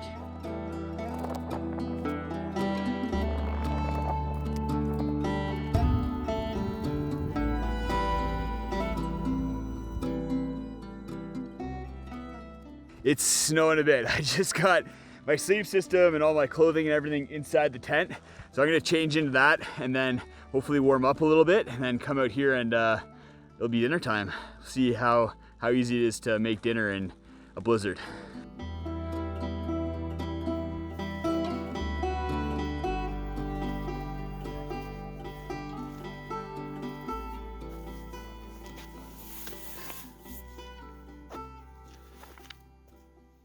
It's pretty crazy camping on top of this mountain. I got out of my tent, I was like, where am I? There's clouds coming out of the valley, there's snow everywhere. It's pretty cool. One of the things with camping on top of a mountain is that there's no water. I could melt snow right now, but I didn't really expect snow to be here. So what I did was I brought this water cell water bladder from Sea to Summit. It has 6 liters capacity and it's shaped really nicely so it fits inside of a pack. And this is more than enough water for the 2 days that I'll be out here for drinking as well as cooking. I'm pretty excited for the sleep system that I'm going to be trying out tonight. I've never used this combination before. For my sleeping pad, I have the Sea to Summit Etherlite XT Extreme. It's a really high R value for these colder temperatures. And then I'm using the Zen Bivy Light sleeping quilt / sleeping bag. So this is a really kind of innovative and cool system that has all the benefits of a quilt, but then has it really locked down like a sleeping bag. And then I have the Nemo Philo pillow in there, which is just a super comfortable pillow and fits right nicely into the hood of the Zen Bivy. Things are going better than I expected. I'm optimistic that I'm gonna be able to make it through the night, no problem. I was a little bit wary as I was kind of getting started with the rain and then getting up here and it blizzarding so heavy. I thought I was gonna be in for a pretty miserable night, but things are turning around and it's looking pretty good. Luckily, the wind kind of died down because I am pretty exposed. I'm literally on top of a mountain right now. I have a couple little trees kind of scattered around me in order to help block the wind. But the main reason why I chose this tent spot was because it was one of the few flat spots up here, but also because the way the trees are situated, I could actually tie my guy lines for my tent to those if the ground was too rocky. But luckily enough, there's enough soil that I was able to hammer my stakes into the ground. I'm using very good stakes, so I'm able to hammer them in without them bending. If I was using crappier stakes, they probably wouldn't be holding up quite as well. But I did have that backup plan with the trees on the outsides if I needed it. I'm gonna take this kind of lull right now to get my dinner ready and eat because the forecast for today was more rain / snow, I guess, and more wind, so it might get a little bit more blizzardy. I'm gonna have to batten down my tent quite a bit more. I am a little bit wary of how loose the soil is, so I'm gonna get some rocks, put them on top of the stakes just to lock it down because I think right now if the wind really picked up, I am so exposed here that my tent is gonna blow down really easily. I did bring an ultralight cook system because of how much weight I was carrying. So got my BRS 3000 stove and then my ultralight Toaks pot here and gonna get dinner going.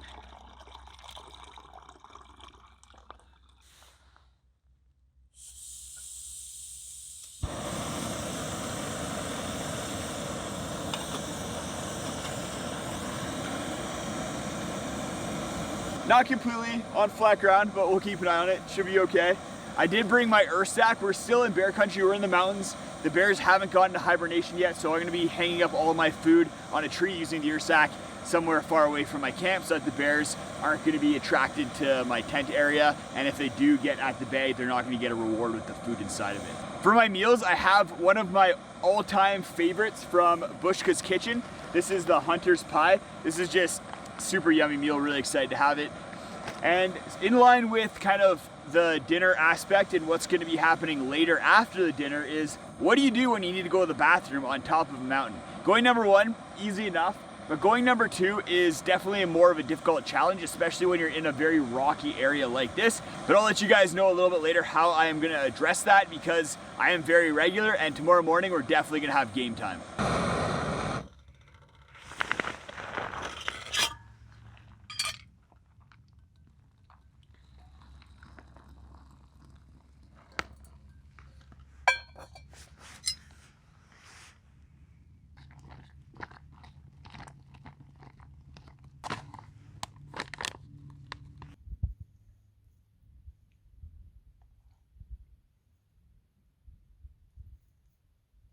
So tomorrow morning, the way I'm gonna be going number two is by using a wag bag. So this is a bag that opens up and then you poop into it and then you carry that poop out with you. That's the best way when you're in alpine environments like this to get rid of your waste. The other option is to take your poop and then you smear it very thinly over a rock, and then the UV rays from the sun will decontaminate all that poop. But this is a pretty popular area on weekends, and I don't want a kid walking on this trail and trying to eat this chocolate rock that they found. So you may be asking yourself, why, Justin, are you out camping on top of a mountain? And I almost didn't do this trip. I didn't want it to be another challenge video that you see all over YouTube where someone's trying to do the next craziest thing. That's not why I'm out in the backcountry. I do like trying new things. I've never camped on top of a mountain before, but I also like to challenge myself and build my skill sets. And with this trip in particular, I really was intrigued by the aspects of leave no trace, not having any water on top of a mountain, and then being in a really exposed location with some pretty bad weather that could potentially roll in. I really like the idea of having those obstacles and then having to look at them, plan for them, and solve them as I'm planning for the trip, and then get out here and put those skills and that plan into practice and see how I do. It's starting to get dark, so I'm gonna wind down and head to bed. We'll see whether we get more snow overnight. I might wake up buried under a foot of snow, or the wind might pick up and my tent might get blown over. I'll check in tomorrow and let you guys know how it went.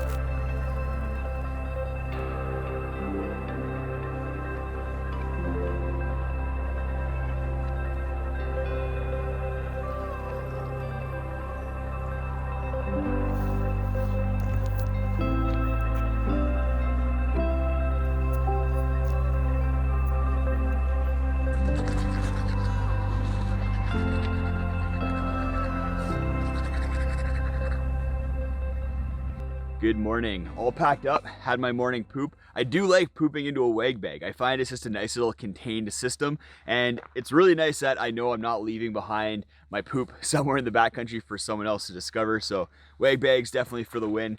It is really cold this morning. Last night it got down to a -8 degrees Celsius, or just about below 20 degrees Fahrenheit. So it was quite cold. Luckily the wind did not pick up and it didn't snow anymore. So I was able to stay nice and toasty in my sleep system. If it had been really windy, I was so exposed up here that I probably would have gotten quite cold, even with the sleep system and extra layers that I had. So luckily that turned out okay. I'm gonna take my time up here, really enjoy these views. This might be the most beautiful place that I've ever woken up. I basically look anywhere and I have beautiful views. So I'm gonna just take that in because this is one of those experiences that you really just have to treasure. If you guys want to see another trip video where I kind of push my limits and my skills by taking on multi-days of rain on the West Coast Trail out on Vancouver Island, go check out this video right up there. It was pretty intense. On that trip, my tent did almost get blown over. One of the stakes got pulled out of the ground. It was quite an experience. So hopefully you enjoy that video, and I'll see you guys next time. I'm heading into the mountains right now during the first snowstorm of the year for an overnight winter camping trip. I'm a little bit nervous. Winter camping requires a lot more skill and is a lot more dangerous, and usually I ease into the trips, but right now I'm diving right into it with really cool temperatures. It's supposed to get down to -5 degrees Fahrenheit or -20 degrees Celsius tonight, and then the forecast for snow is over 30 centimeters by the time this storm is done tomorrow morning. So I'm not feeling super prepared for this trip, and I don't know if you guys have felt this before, but I also feel like I've forgotten something, and that's not something that you want to happen when you're going out on a winter camping trip. This is gonna be an interesting trip. It's snowing hard, it's windy, it's cold, and we're gonna be heading up that way into a random camping area, so I'm not sure exactly where I'm gonna be camping. And with the snow, it's gonna make it a lot harder to find a campsite to hunker down in. Right now, there's not a ton of snow on the trail, just about 10 to 15 centimeters, but that might change by tomorrow morning, and that might make getting out of here quite difficult. I've already made a mistake, and that's not to follow my own advice of being bold and starting cold. When you're at the car, it always feels really cold and that you need all the layers, And for that reason, I put on my shell layer here, but I don't need it. Walking up that hill and hiking with a pack, I'm overheating already, so I need to take this layer off. And that happens all the time. I go backpacking with people and hiking with people, and obviously I do it too, where I start too warm at the car, and then within 5 minutes, I'm having to take layers off.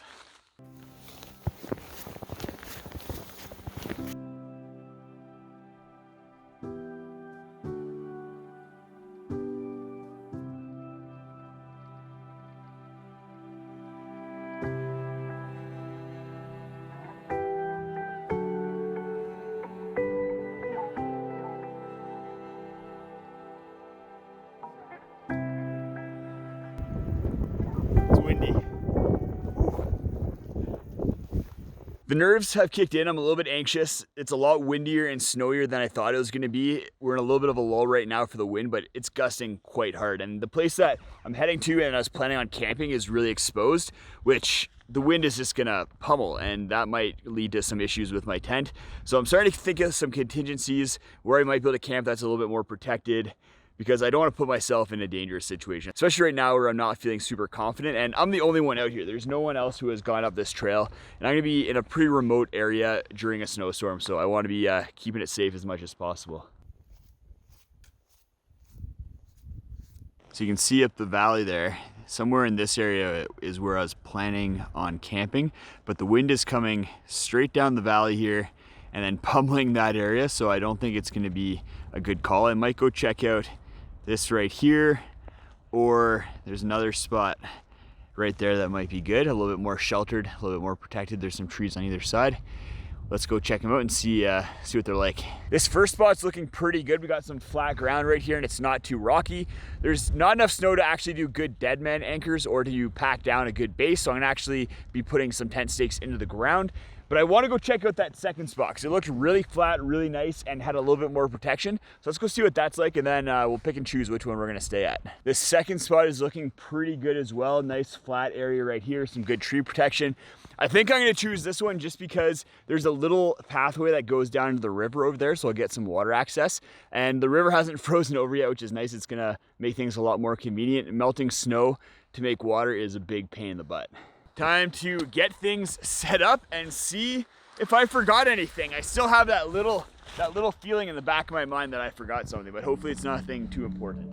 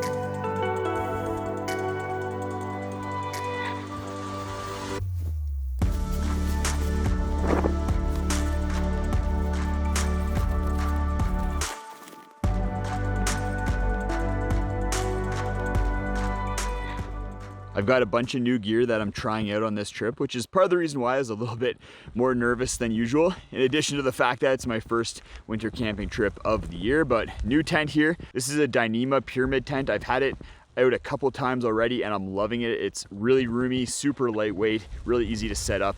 And then for my sleep system, I got a new sleeping pad down here. So this might look like your everyday Thermarest, but it's not. But you guys are gonna have to wait until a later video to figure out what that is. And then we got a new quilt on top here, and that is gonna be a game changer for me for cold weather camping as well. Really excited for this one. With camp all set up, it's time to cook some dinner.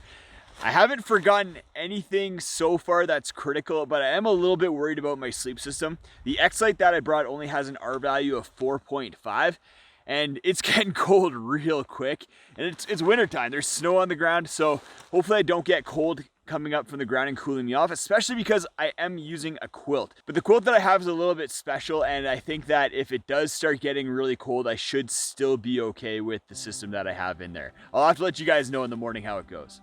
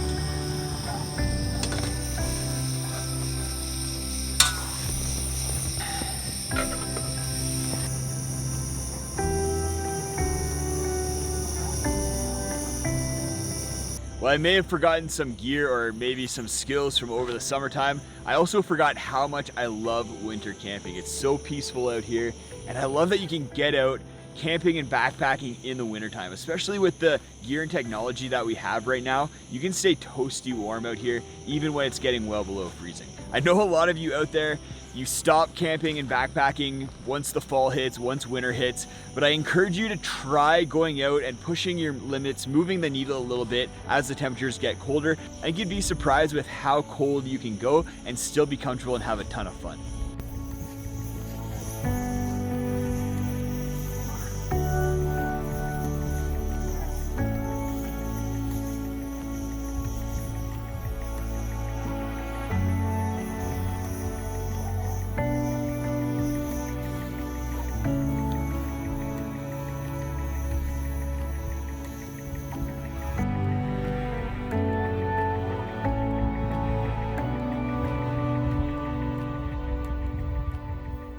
Having a hot meal right now is really nice because it's getting cold fast, guys.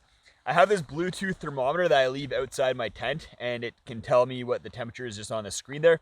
Right now is -8 degrees Celsius, and it's dropping real fast. So curious to see how cold it gets overnight. I'll let you guys know in the morning with my morning temperature check like I do in every video. It's also getting dark real quick, so I'm gonna be hopping in my tent real soon here. You guys saw a little contraption that I put around my sleeping pad. I'll share with you guys what that is and what its purpose is once I'm set up in my tent. I have a lamp in there as well, so I'll have nice ambiance for everybody. And yeah, it's a pretty cool setup. Yeah, I'm liking this. This tent is super roomy, a lot of space, and it weighs about a pound, so it's super lightweight. This is probably going to be my go-to tent moving forward for winter camping trips when I'm going alone and I'm not hot tenting. But even if I was with someone else, there's still lots of space. We could set up on either side of the tent here and to be super roomy still. But I promised you I'd talk about what this orange thing is wrapped around my sleeping pad. It's made by Thermarest. It's called the Trekker chair. And the way it works is that there's these attachments on the side that you pull on. And then the way the whole system is constructed, it pulls the sleeping pad up.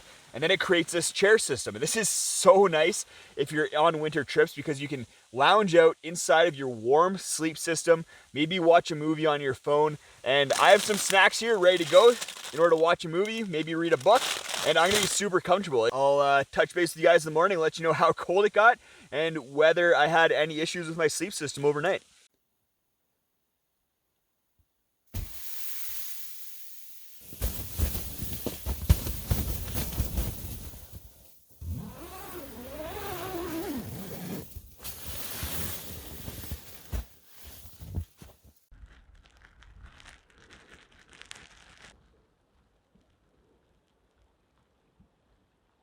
Wow, it snowed a lot last night.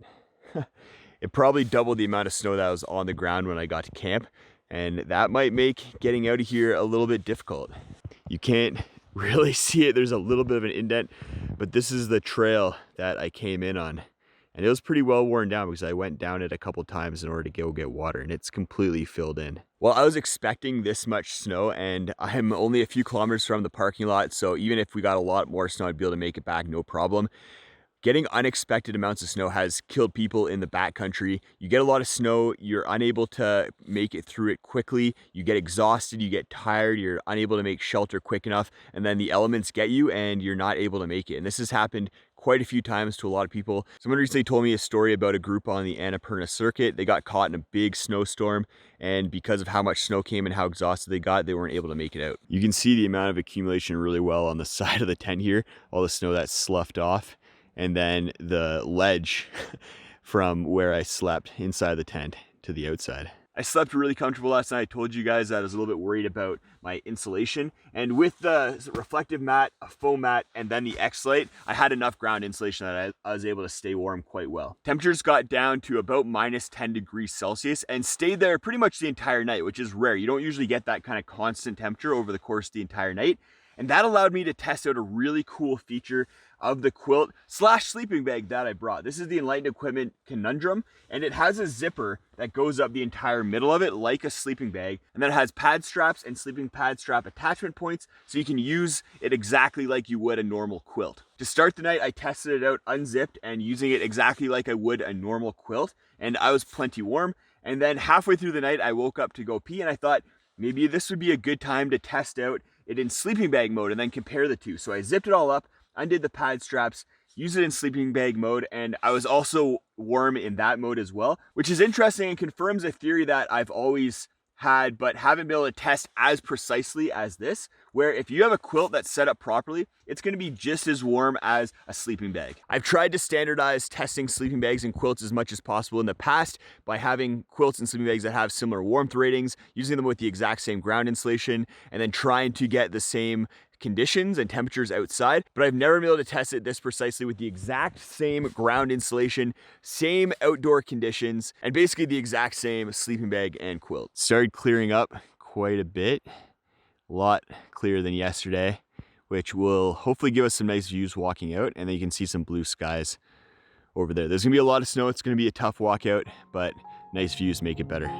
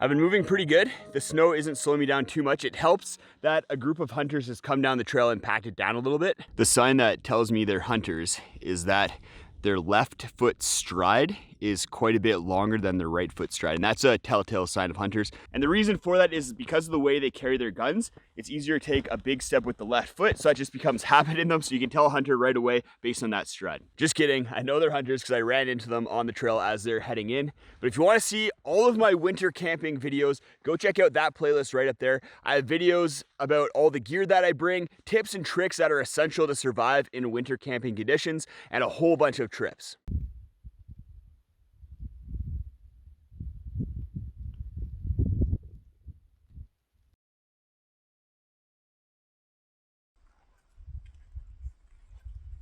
Canada is facing a supreme cold snap. Extreme cold warnings are in effect from BC to Manitoba, and with wind chills, parts of Alberta feel like minus 55.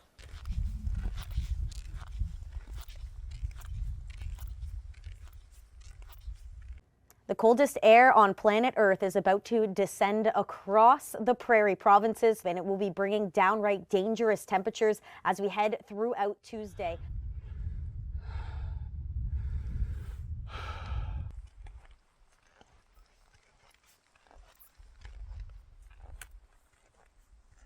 There's going to be one story this week, and it is the polar vortex.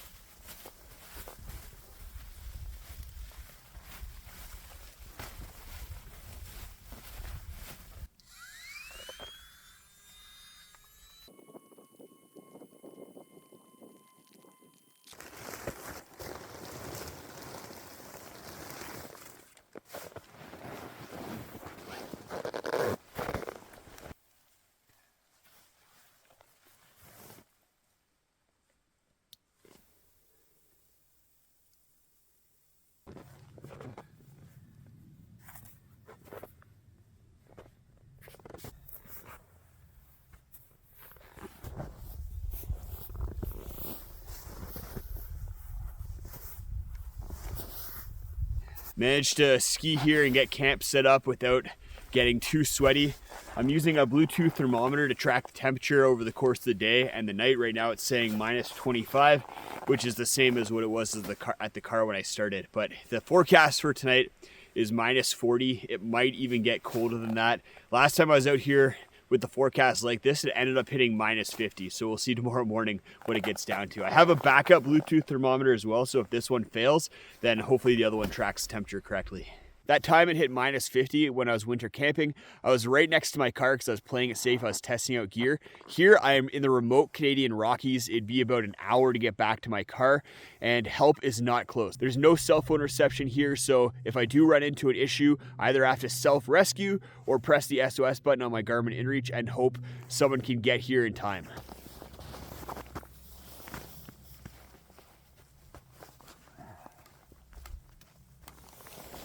I do have this little propane heater here, but I don't plan on using it. It's just in case of emergencies because, like I said, I'm in a really remote area and help is really far away.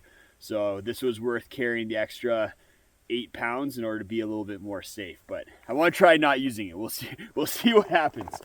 But right now, time for dinner. So got some snow that we need to turn into water.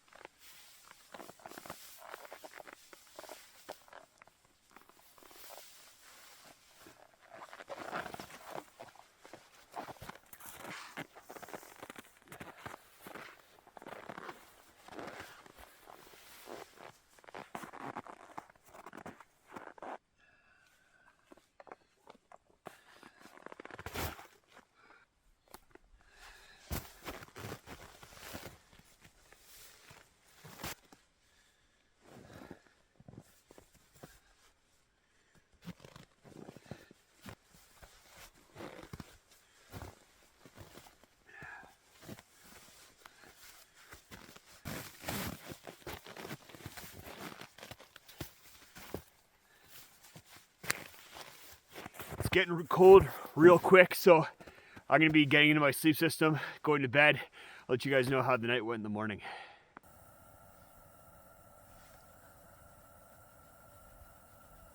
I busted out the propane heater. It's only 6 p.m. and the temperature's already dropped to -40. The temperature is supposed to hit its absolute low around 3 a.m. tonight, so hopefully I'll be nice and warm inside my sleep system when that happens. If you're interested in any of the gear that I'm using on this trip, check the video description. I'll have a full list down there. The propane heater is keeping me nice and warm. I'm able to close down the door of the tent, and then it keeps the inside of the tent at around -15, -20 degrees Celsius, which is a lot warmer than outside. I'm probably only gonna stay up a little bit longer because even though this thing puts out a lot of heat, it's starting to get cold even inside the tent. So at some point I'm gonna have to just abandon ship, get inside my sleep system, and then hunker down for the rest of the night.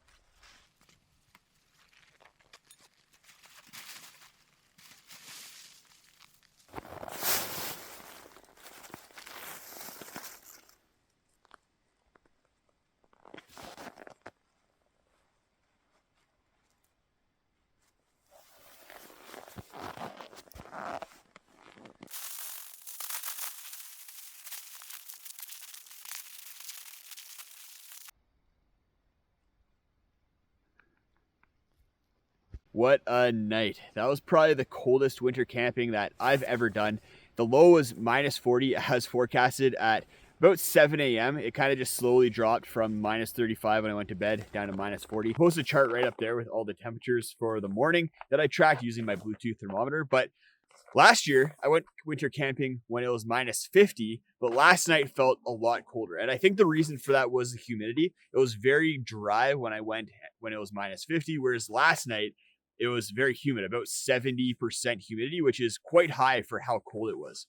That humidity leads to a lot of moisture in the air, and if you live on the coast, you know what I'm talking about with regards to that moisture just really leading to a really deep, bone-chilling cold, and that's what it was last night.